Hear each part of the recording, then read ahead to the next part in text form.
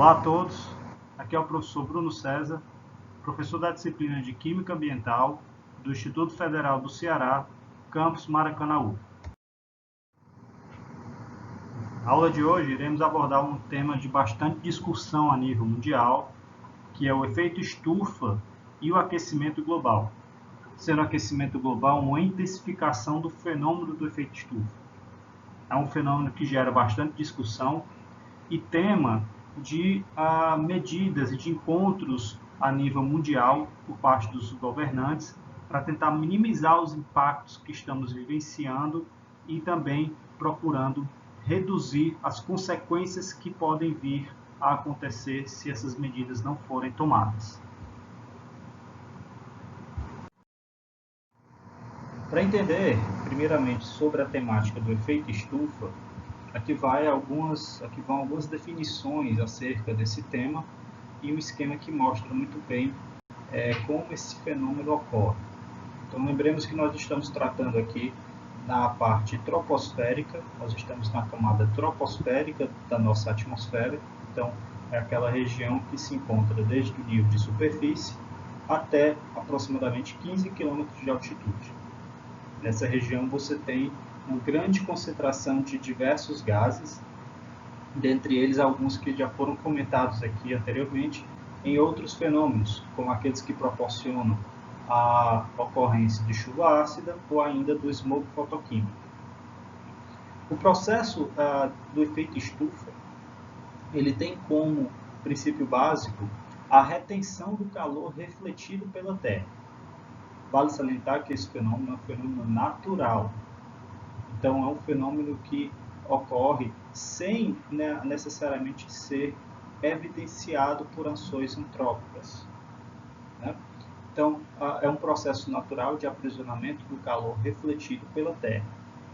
O que ocorre é que, como veremos, existem algumas substâncias que induzem esse fenômeno a ocorrer.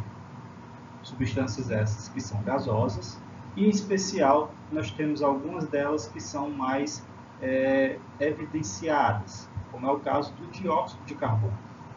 E se nós interpretarmos o fenômeno e qualquer outro fenômeno do ponto de vista químico, se você aumenta a concentração de reagentes, é esperado que você tenha também um aumento da concentração de produtos, ou ainda que se perceba com mais clareza os fenômenos derivados do aumento dessa concentração de reagentes.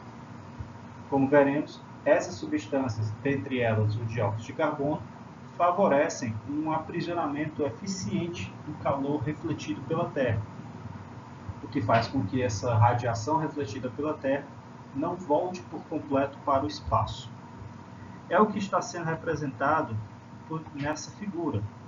Perceba que o Sol ele emite a sua radiação bastante intensa, e essa radiação atinge a superfície terrestre, onde ela é então absorvida principalmente pelo solo e pelos oceanos e distribuída por toda a sua superfície. A Terra, obviamente, vai, em determinado momento, refletir aquela mesma radiação primeiramente absorvida. Quando ocorre, então, essa reflexão, parte da energia refletida pela Terra volta diretamente ao espaço sem nenhum obstáculo. É o que nós denominamos de albedo. O albedo, então, é aquela fração de energia que volta ao espaço sem sofrer processo de absorção, seja pela superfície terrestre, seja por espécies químicas presentes na atmosfera. Mas, ainda assim, existe uma determinada fração de radiação que atinge a superfície terrestre e é absorvida. Dessa fração que é absorvida, uma parte dela irá retornar ao espaço, porém, uma parte dela será absorvida no primeiro momento e refletida. O fato é que percebam que agora dessa reflexão, ela não está retornando ao espaço. Ela é absorvida por espécies químicas, espécies gasosas presentes na atmosfera e retornada para a própria superfície terrestre ou ainda retida na própria atmosfera. O que faz então com que você tenha uma retenção de energia, o que nesse caso é energia associada ao calor, já que a quantidade energética envolvida está dentro do espectro do infravermelho. E o infravermelho, essa região espectral assume como principal característica o aumento de temperatura da região em que ela se encontra. Então, esses pontos é o que define o efeito estufa. O efeito estufa é essencialmente essa exemplificação da letra C dentre o comportamento frente à radiação solar. A radiação solar é incidente, absorvida pela superfície terrestre e refletida, mas ela fica aprisionada momentaneamente por espécies gasosas que irão refletir em todas as direções, inclusive de volta ao espaço, mas também em sentido longitudinal e também de volta à própria superfície terrestre. Esse aprisionamento de calor, ele é um fenômeno, vale salientar, natural. Então, obviamente, se você tem mais partículas, mais espécies químicas que proporcionam essa retenção de calor, é esperado, então, que essa intensificação do aprisionamento também seja favorecida. O que faz, então, com que nos deparemos com um processo de aquecimento global. Então, vejam que o aquecimento global é a intensificação do fenômeno, em decorrência do lançamento de espécies indutoras do efeito estufa. Isso, então, é atualmente um dos maiores problemas ambientais que nós enfrentamos. Algumas estimativas indicam que, se medidas não forem traçadas imediatamente, teremos aumento da temperatura média global da Terra da ordem de até 4 graus Celsius, 3 a 4 graus Celsius. Imagine só, então, a temperatura de um planeta aumentar da ordem de 3 a 4 graus. O impacto é imenso. Porém, existem diversos entraves científicos e políticos quanto ao aquecimento global. Nem todos ainda estão convencidos da ocorrência desse fenômeno. É fato que a intervenção de medidas políticas sobre esse tema, de fato, provoca mudanças do ponto de vista industrial, quanto à diminuição de espécies químicas poluentes. Consequentemente, o processo industrial deve ser readaptado para essa nova condição. Então, existem diversos entraves políticos e, por trás disso, pesquisas também de caráter científico tendem a rebater aquilo que tem-se como a ideia comum de que o fenômeno do efeito estufa de fato ocorre. São pesquisas, na maioria das vezes, tendenciosas, porém, são divulgadas e aceitas em determinado grau pela comunidade. Então, isso é tema de discussões a nível mundial, onde justamente as discussões ocorrem no sentido de traçar medidas que minimizem seus impactos. Esse esquema mostra muito bem o fenômeno do efeito estufa que já foi anteriormente definido, o esquema elaborado pela própria NASA. Então vamos pegar aqui do início. Nós temos primeiramente a emissão da radiação solar que atinge a superfície terrestre. Parte dessa energia volta ao espaço, porém uma fração dessa energia fica aprisionada na atmosfera terrestre, sendo redirecionada em todos os sentidos, de volta ao espaço e também de volta à própria superfície terrestre. É essa última representação, então, que se define o fenômeno do efeito estufa. Isso agora que está sendo mostrado do direcionamento da energia ora absorvida em todas as direções possíveis. Para entendermos mais a fundo como esse fenômeno ocorre, é interessante termos em mente também o balanço energético da Terra, ou seja, conhecermos um pouco do que acontece em termos de equilíbrio acerca do que entra de radiação solar na nossa superfície terrestre e daquilo que a Terra reflete ao espaço. Então, consideremos que a fração energética incidente seja equivalente a 100%. Daquilo que o Sol emite em direção à Terra, 30% inicial são refletidos sem nem ser absorvidos. É o que é denominado albedo. Então percebam que a própria composição da atmosfera, a presença de nuvens, e uma fração da superfície terrestre contribui para que parte da energia solar até atinja a Terra, mas é refletida ao espaço sem sofrer processo de absorção. A reflexão aqui, então, ela ocorre com eficiência. Cerca de 30% distribuído nessas três atividades refletoras.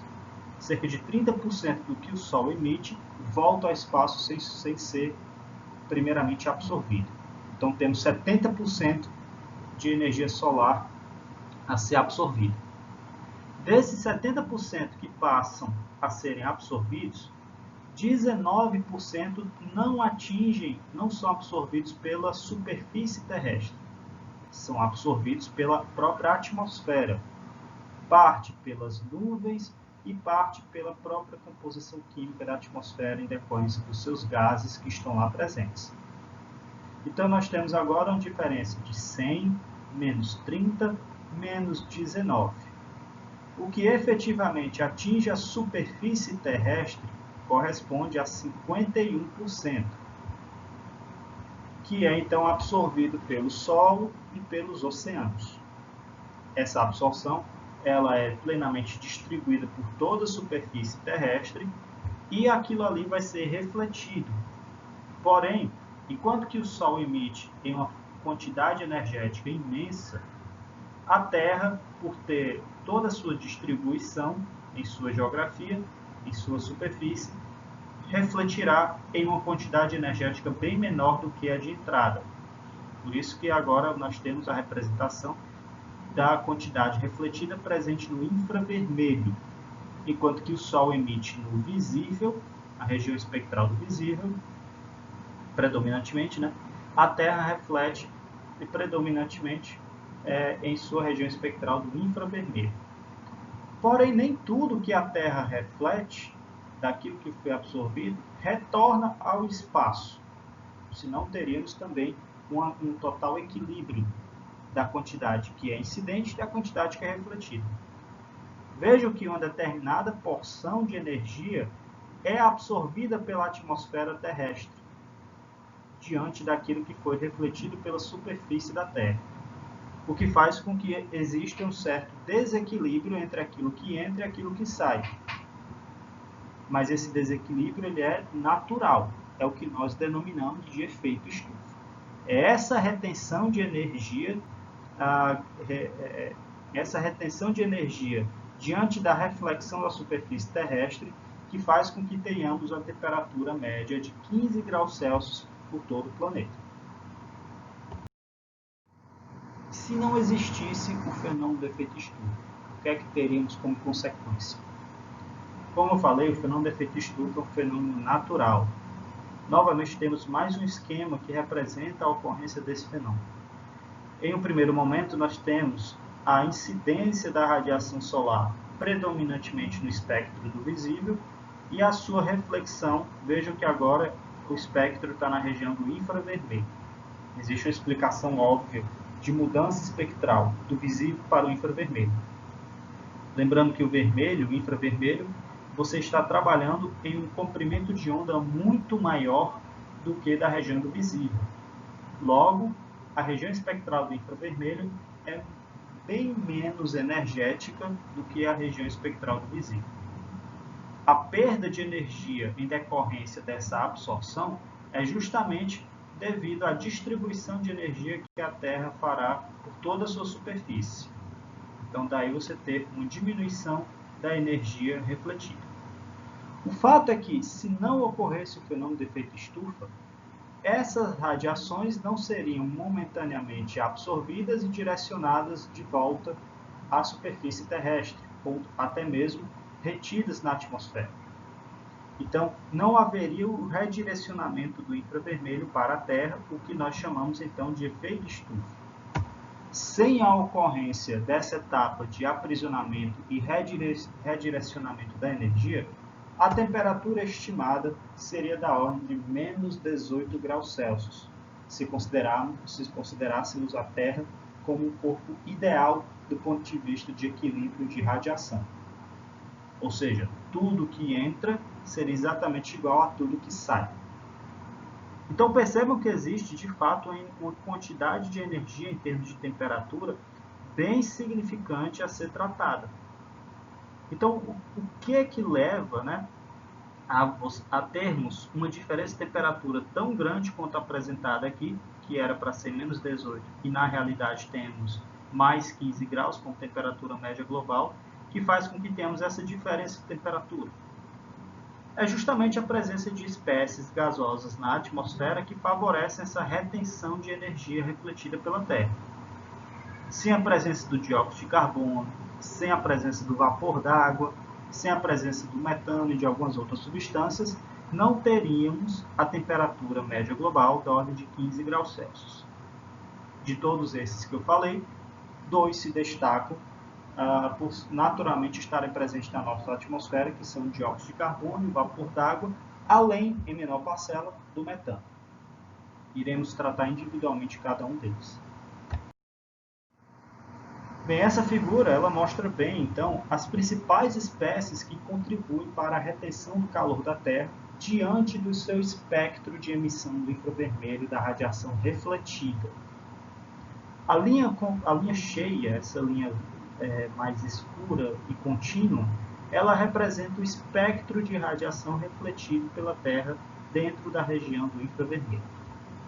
Predominantemente temos um espectro aproximadamente da ordem de 5 micrômetros até aproximadamente 20 micrômetros. Nessa faixa espectral, temos algumas espécies químicas que contribuem, algumas mais e outras menos, para a retenção do calor refletido pela Terra. Notem que, para o dióxido de carbono, a sua retenção de energia é muito relevante.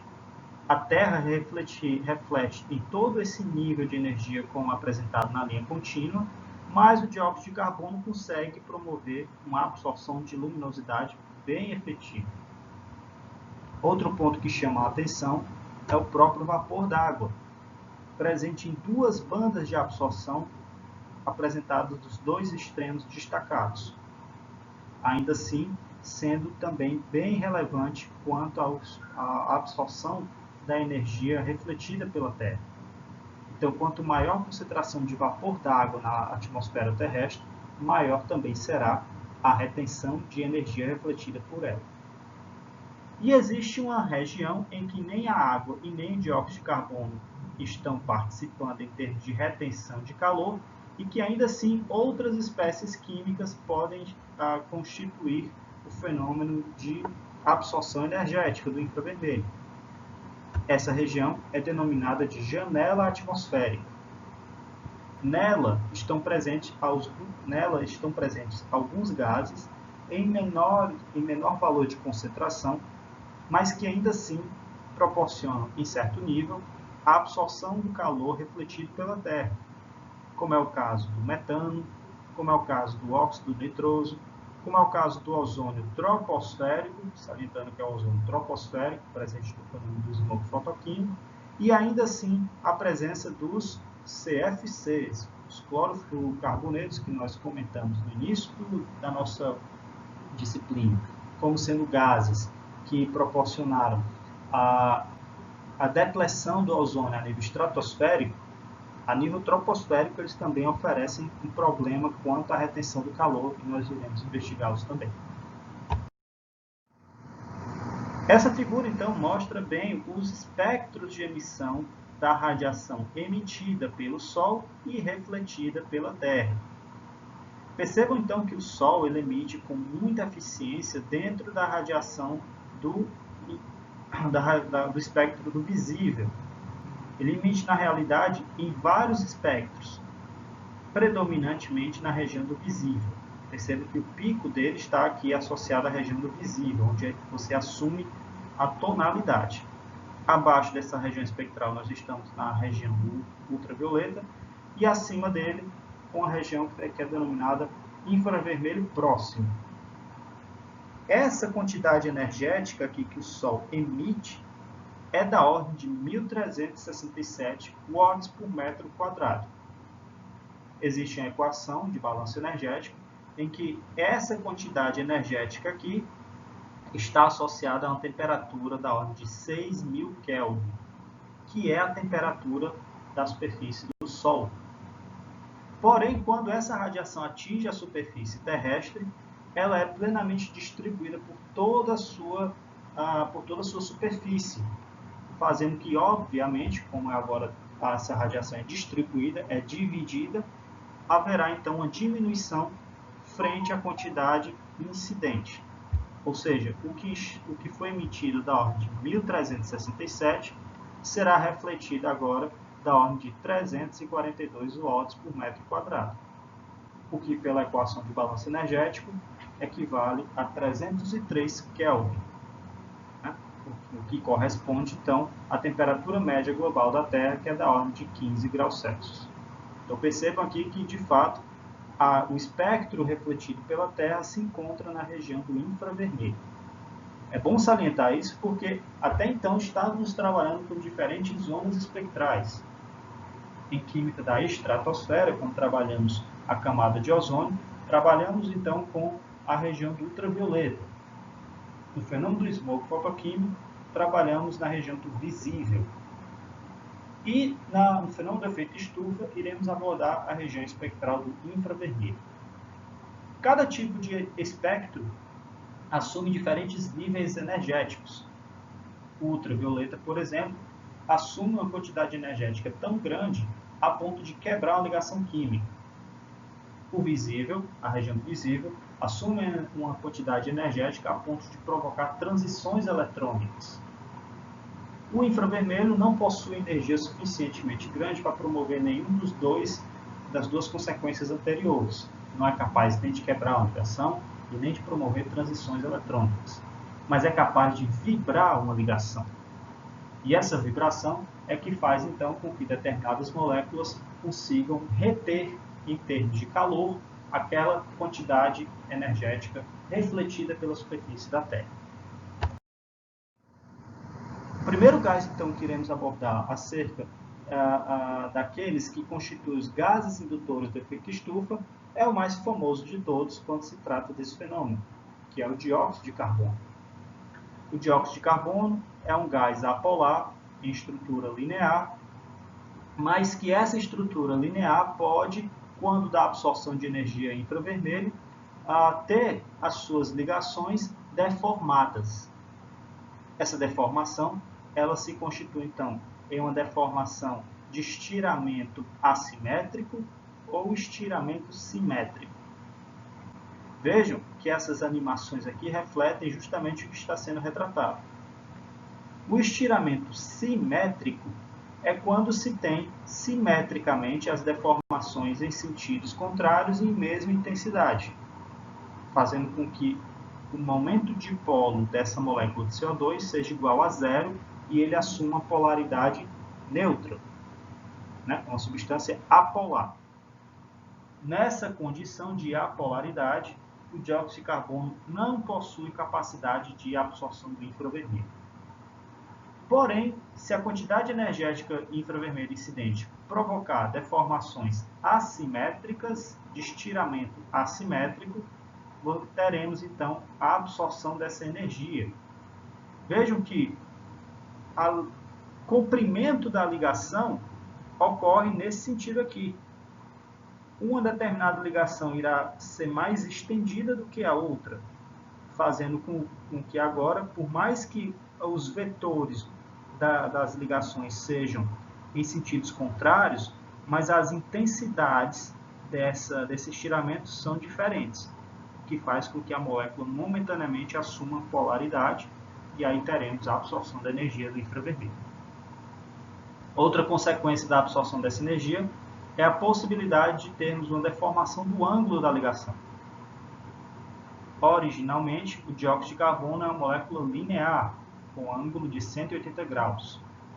Porém, quando da absorção da energia do infravermelho, essa ligação pode ter uma deformação do seu ângulo, fazendo com que agora seja gerado também um polo.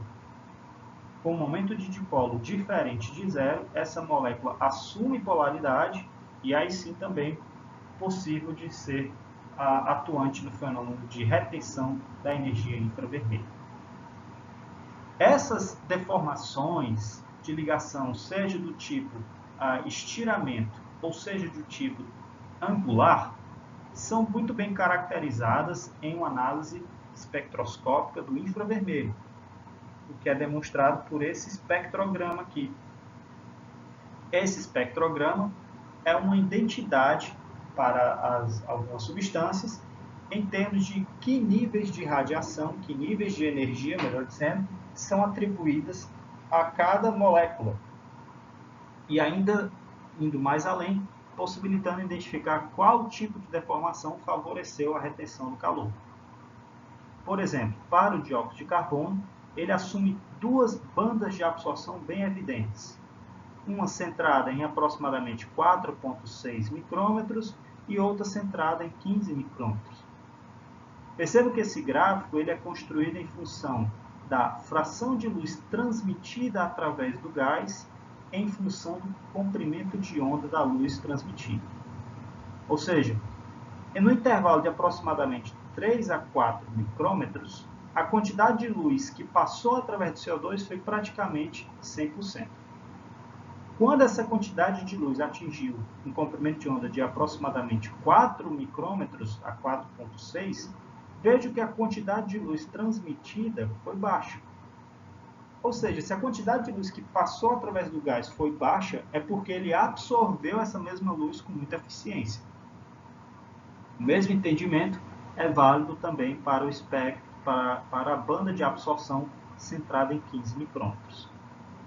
Nesses casos, a banda em 4,6 micrômetros é decorrente do estiramento assimétrico, ou seja, essa deformação de ligação apresentada no primeiro momento ocorre em quantidade energética de 4,6 micrômetros, enquanto que em 15 micrômetros temos a consequência em termos da absorção de luz quanto à deformação angular da molécula de CO2. Bem, alguns dados foram trazidos nessa apresentação tentando ser bem atuais do ponto de vista de verificar a veracidade dessas informações. E é bom que tenhamos isso em mente para não nos confundirmos com aquilo que algumas informações são desencontradas e até manipuladas no sentido de levar a um outro entendimento. É comprovado de que temos um aumento da concentração de dióxido de carbono exponencial. Os níveis de dióxido de carbono apresentados nessa linha amarela na era pré-industrial eram da ordem de aproximadamente 280 partes por milhão. Hoje temos concentrações da ordem de dióxido de carbono em aproximadamente 420 ppm, porque esses dados aqui estão apresentados de 2017. E percebam a congruência entre o aumento da concentração de dióxido de carbono com o aumento de temperatura da Terra. Hoje, em relação à era pré-industrial, já temos um aumento da ordem de 1 grau Celsius. Pode parecer pouco, mas lembre que estamos tratando de um planeta. Aumentando a temperatura de um planeta da ordem de 1 grau Celsius é porque algo muito severo está acontecendo a ponto de alterar a sua condição climática.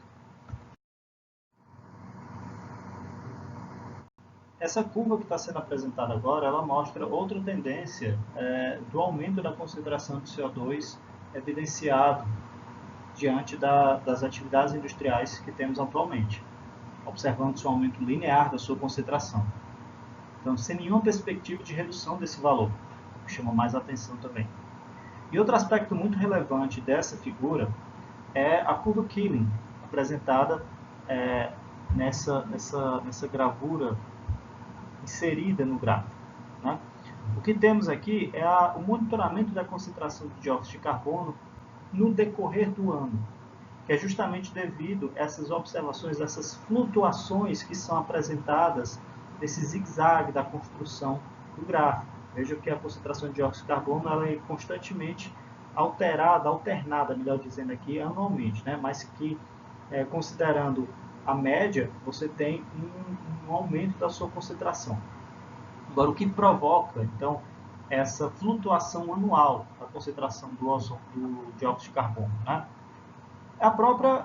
As próprias estações do ano explicam muito bem isso daí, em decorrência do processo fotossintético.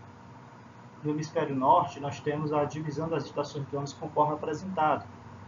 Com a chegada da primavera, você tem um aumento da atividade fotossintética, muito evidente, né? Então, quanto mais plantas, maior será a absorção do CO2, que faz com que, obviamente, leve um determinado tempo de acomodação, de equilíbrio, mas que esse CO2 tende a diminuir. O fato é que quando chega o outono, você já se encontra com o processo de decaimento, de perda de folhagem. E aí essas folhas passam, obviamente, a entrar em decomposição, levando novamente a um aumento da concentração de CO2. Então, confirma-se novamente o aumento da concentração desse gás e o motivo de se deparar com essa constante flutuação são as diferentes estações do ano que promovem diferentes atividades fotossintéticas. Essa outra figura ela mostra como tivemos a evolução, né, dos diferentes tipos de combustíveis fósseis frente à liberação de CO2. Então, na era pré-industrial, quase que a totalidade, para não dizer totalmente, né, o combustível que era trabalhado era o carvão, coal. E aí a queima do carvão liberava quantidades enormes de CO2. A partir de 1930, houve aí o boom do petróleo, onde a partir de então tem-se agora uma liberação de CO2 agora sendo invertida a partir da década de 70. As refinarias aumentaram em quantidade e aí você agora tem uma outra fonte muito relevante de emissão de CO2. Além, obviamente, agora de um uso mais contínuo de gás, as plantas industriais, o aquecimento de residências, tudo isso aqui também libera em certo nível CO2. Eu percebo que o aumento da concentração de CO2, ele é evidente. Você tem aqui todo ele devido ao carvão, mas que não deixou de aumentar, também estava aumentando a quantidade de CO2 liberada em função do aumento da quantidade do uso de carvão, e que a partir então do boom do petróleo, teve-se o aumento em decorrência do uso em um número muito maior agora de combustíveis fósseis. Sobre o CO2, é interessante notar outro aspecto. O tempo de vida desse gás, que é muito incerto de se mensurar. Porque o CO2 ele apresenta dois tipos de sumidouros atmosféricos. Essa é uma terminologia que poderá ser encontrada com frequência nas referências. Sumidouros. Sumidouros, como já retratado anteriormente, são as formas pelas quais um determinado gás é decomposto ou removido da atmosfera. No caso do CO2, nós temos dois tipos de rotas pelas quais ele irá ser removido da atmosfera. Uma que é a predominante, uma rota temporária, e outra rota permanente. A sua rota temporária se dá pela sua dissolução em meio aquoso. Então, o próprio equilíbrio com a fase aquosa faz com que ele parcialmente se dissolva na água, mas que devido aos processos de revolvimento daquela água, grande parcela daquilo que foi absorvido é retornado para a própria atmosfera. O grau de dissolução do CO2 em água não é tão grande. Então vejam aqui que do que temos na atmosfera e daquilo que entra nos oceanos, cerca de 22,2 gigatoneladas, aproximadamente 20 gigatoneladas são devolvidas para a atmosfera, tendo aí uma perda líquida de 2,2 gigatoneladas. Essa perda líquida representada aqui é o que temos justamente como o sumidouro permanente do CO2. Que é uma vez que ele se dissolve em água, ele poderá então ser levado até as profundezas do oceano e o aumento de pressão e a disponibilidade de cálcio presente nos oceanos faz com que o gás CO2 se transforme em uma rocha carbonato de cálcio. nós iremos estudar com mais ênfase esse equilíbrio em química da água. Mas, de fato, você transformar um gás em um sólido, você estará removendo ele permanentemente. Né? A capacidade das camadas superficiais dos oceanos em absorver CO2 pode diminuir com o aquecimento da água. Imaginem só, né? Um aumento da temperatura induz um aumento da taxa de decomposição da matéria orgânica, liberando mais CO2. Imagine uma situação em que, com o aumento do processo de aquecimento global, a temperatura das águas aumente. Consequentemente, se hoje já temos uma baixa eficiência de dissolução de CO2, se aquelas águas aumentarem de temperatura, menos ainda gás carbônico irá se dissolver em fase líquida. Então, você terá aí um efeito ainda mais danoso. Essa figura aqui mostra um pouco do fluxo, do balanço existente em termos do CO2 que é lançado e do CO2 que é capturado. Você tem diferentes fontes emissoras, como a combustão de combustíveis fósseis, a produção de cimento, né? Nós ainda temos uma reserva muito grande de combustíveis fósseis, a cerca de 6.000 gigatoneladas. Né? Esse lançamento aqui é, em certa fração, absorvida pelas águas dos oceanos e absorvidas pelas florestas. As florestas, sim, têm um efeito líquido, é interessante. Elas liberam 1,5 acerca da sua decomposição, mas também conseguem absorver com eficiência 2,4 gigatoneladas. Então, percebam que nem tudo que é lançado é absorvido. Não há esse cálculo não fecha. De tal forma que é percebido justamente a informação que corrobora com os gráficos anteriores, de que há um constante acúmulo de CO2 na nossa atmosfera. Bem, nós vamos tratar agora de alguns gases que estão presentes na janela atmosférica.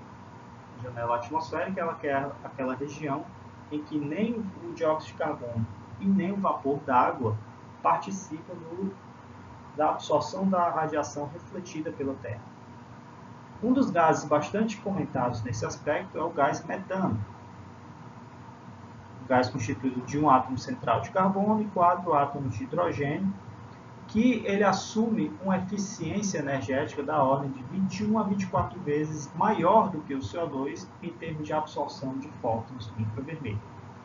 Ou seja, uma molécula, melhor dizendo, de CO2 absorve o equivalente a aproximadamente 24 moléculas de CO2. Uma molécula de metano absorve o equivalente a 24 moléculas de CO2. Obviamente, a concentração de metano é muito menor do que a de CO2, mas determinados pontos devem ser tomados a atenção, porque você tem em determinadas regiões uma emissão de CO2 significativa, como é o caso dos aterros sanitários e da agropecuária, através da fermentação entérica dos bovinos. O metano, ele apresenta o seu espectro de absorção do infravermelho mostrado nessa gravura, nesse espectrograma, e dentre essas duas bandas de absorção que estão sendo mostradas, aquela que efetivamente contribui para o processo de efeito estufa é a que está centrada em aproximadamente 8 micrômetros, decorrente da sua deformação angular. Uma vez lançado na atmosfera, esse metano poderá ser removido dela através da sua reação com os radicais hidroxila que estão presentes na nossa troposfera.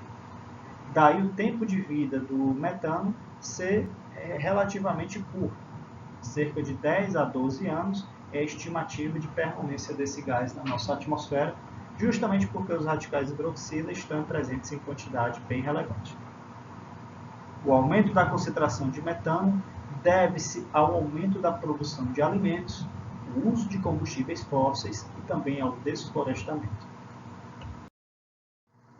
Aqui estão apresentadas algumas informações acerca das principais fontes emissoras de metano, tanto naturais quanto de origem antropogênica. Então vejo que naturalmente o metano também é produzido. Muito dessa produção natural decorre dos pântanos, das terras alagadas, onde aí você tem uma alta concentração de matéria orgânica, uma baixa concentração de oxigênio nessas águas e, consequentemente, a rota de conversão da matéria orgânica será predominantemente por via anaeróbia, o que faz com que o carbono, em vez de ser convertido a CO2, seja convertido em metano. Por isso que você percebe com muita nitidez o odor característico de metano em terras alagadas.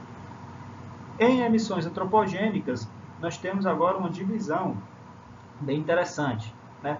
Você tem os arrozais, que também constituem como terras alagadas, gás natural, mineração de carvão, fermentação entérica, bastante discutido no setor agropecuário, eliminação municipal de resíduos sólidos, ou seja, os aterros sanitários como outra fonte de liberação de metano.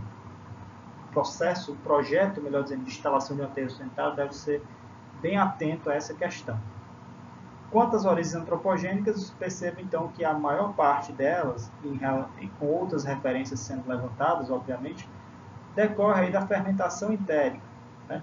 Por isso que se tem uma grande discussão acerca da pastagem, né? A grande quantidade de terra destinada à pastagem de gados, pode ser levantada a questão da consequência da fermentação entérica desses bovinos levarem, consequentemente, a um aumento da concentração de metano.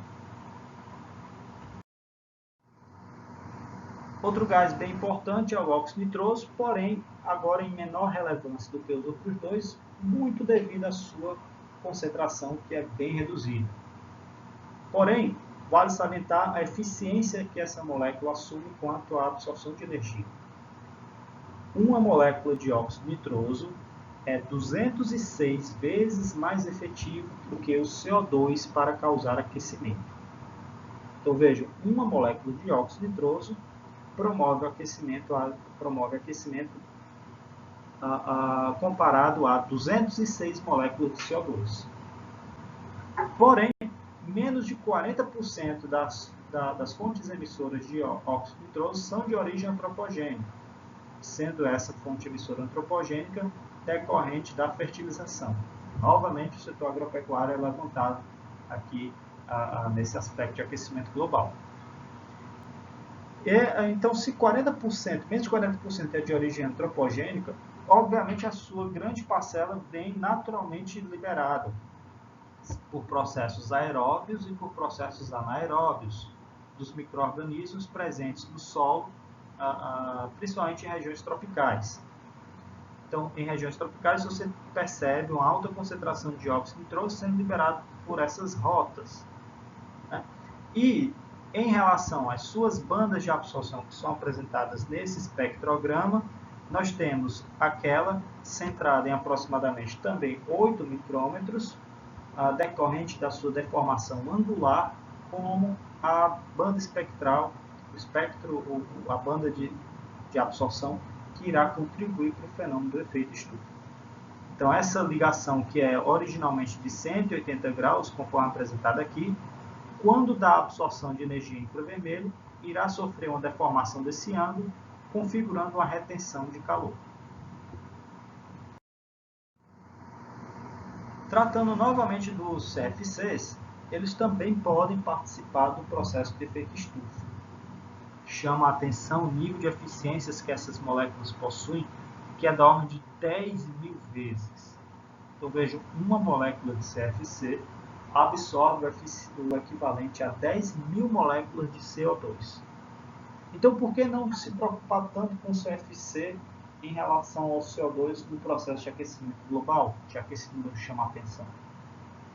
Novamente, o bom senso em relação ao levantamento contra outros números tem que ser trazido à tona.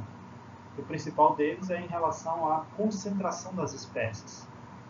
Por mais que todas essas espécies químicas que foram faladas tenham eficiência de absorção de calor maior do que o CO2, algumas menos e outras mais, mas ainda assim o CO2 assume um nível de concentração infinitamente superior a essas outras moléculas, o que faz com que o aspecto de concentração prevaleça sobre o aspecto de eficiência, mas que mesmo assim essas espécies não podem ser deixadas de lado, não pode haver uma despreocupação acerca delas. Então vejam que os CFCs assumem sim bandas de absorção centradas justamente na região da janela atmosférica. Por fim, um outro gás que também contribui para o processo de aquecimento global é o ozônio. Só que diferente do ozônio abordado no início da nossa disciplina, esse ozônio ele está centrado, está localizado a nível troposférico. E o ozônio a nível troposférico é aquele derivado do fenômeno do smog fotoquímico. Então, em determinadas regiões, megalópolis, em que se tem baixa circulação da massa de ar, alto tráfego de veículos automotivos e uma liberação grande de hidrocarbonetos voláteis e óxido de nitrogênio, é uma região propícia à liberação de ozônio troposférico e, além de ter os problemas associados ao próprio fenômeno do smog fotoquímico em si, também poderá enfrentar problemas associados ao aquecimento global. E isso é tão evidente, pessoal, que estimativas indicam que 10% do potencial aumento do aquecimento global seja resultado do aumento do ozônio troposférico.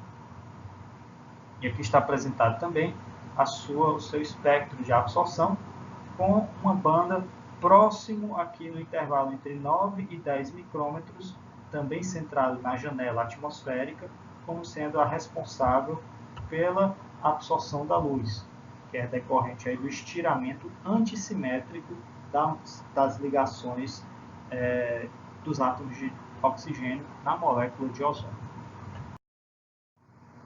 Bem, esse esquema ele apresenta bem a variação de temperatura sofrida pela Terra nos últimos anos, desde aqui do monitoramento iniciado em 1800, final de 1890 até 2019.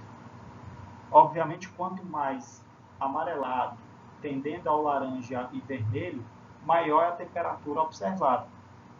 Vejam que o que se tem é variações da ordem de aproximadamente 4 Fahrenheit, o que é um aumento de aproximadamente no intervalo de 1,5 a 2 graus Celsius. Então, em um século, um pouco mais de um século, a atividade industrial já foi responsável por um aumento da ordem de aproximadamente 2 graus Celsius em relação à era pré-industrial. Essa é uma evidência muito clara de que o que estamos vivenciando hoje, de fato, contribui para o fenômeno do aquecimento global. Lembrem, o aquecimento global é uma intensificação de um fenômeno natural que é o efeito estufa. Então, são essas as observações que são trazidas à tona para se levantar questões e tomar medidas que tentem minimizar os impactos decorrentes dos processos industriais. Óbvio que tudo isso deve ser ponderado do ponto de vista dos países que entrarão em discussão, se são desenvolvidos ou se estão em desenvolvimento ou se são ainda aqueles subdesenvolvidos. Quais as fontes energéticas, sejam elas renováveis ou não renováveis, se um determinado país utiliza como principal matriz energética uma fonte renovável, como são as hidrelétricas, ou se ainda se utiliza de fontes arcaicas, como é a queima de carvão. Tudo isso daí é levado à discussão porque os impactos financeiros, industriais e principalmente ambientais chamam muita atenção. Ainda trazendo uma discussão final sobre a climatologia do processo, trago novamente à tona aqui o albedo terrestre, anteriormente comentado no balanço energético da Terra. O albedo ele é a radiação refletida ao espaço sem absorção. O nosso planeta ele possui, em relação a diversos corpos refletores, uma porcentagem de aproximadamente 30%. Ou seja, do que o Sol emite em direção à Terra, 30% não sofre processo de absorção. É diretamente refletido ao espaço. Obviamente, diferentes corpos refletores terão diferentes eficiências de reflexão. Essa figura mostra diferentes níveis de reflexão para cada sistema, como é o caso aqui, as florestas contribuindo com 15% de reflexão, terra cultivada com mais 15%, os oceanos com 8% de reflexão, vejam as neves com 70% altamente eficiente, nuvens com 40% de reflexão e o deserto com 35% de reflexão. Por que é importante mencionar o albedo? Ora, o aquecimento global promove um aumento da temperatura terrestre e, consequentemente, acelera o processo de derretimento das calotas polares. Quanto menor a quantidade de neve, menor será a superfície terrestre que promove uma eficiência considerável de reflexão. Indo além, essa neve irá se transformar em água. E quanto mais água, maior será também a superfície da Terra, que não é eficiente em termos de reflexão. Vejam que a água só reflete 8%. Então, com o aumento de temperatura, a gente vai perder a boa parcela daquilo que nos protege acerca da reflexão.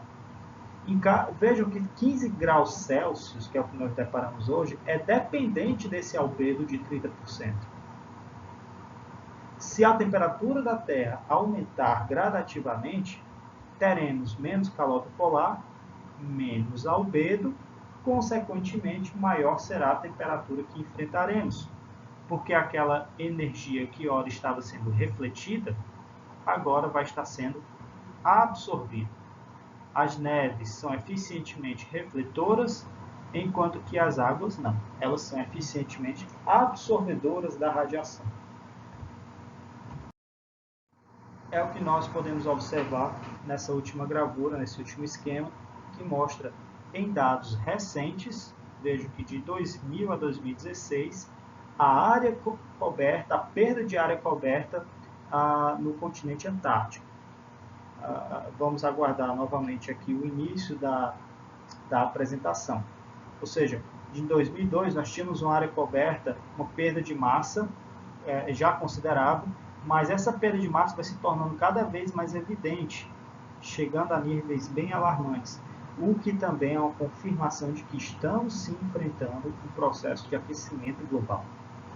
Essa perda de gelo, essa perda de superfície gelada, de superfície refletora, nos proporciona consequências muito danosas. Imediatamente nós vamos perder um espelho natural da Terra, estamos perdendo, melhor dizendo, um espelho natural da Terra, que é a presença de gelo. Mas esse gelo está indo para algum canto. Esse gelo está sendo derretido, se transformando em água, e proporcionando com que essa água se torne cada vez mais efetiva no sentido de absorver o calor emitido pelo Sol. Esse gelo indo para os oceanos, obviamente também trará consequências quanto ao aumento do nível desses oceanos. E aí, algumas cidades, como por exemplo Miami, a Flórida em Miami, está sendo devastada pelo aumento do nível do mar. Você percebe lá evidências muito claras de que estamos sim enfrentando um desequilíbrio acerca do aquecimento global. Ok?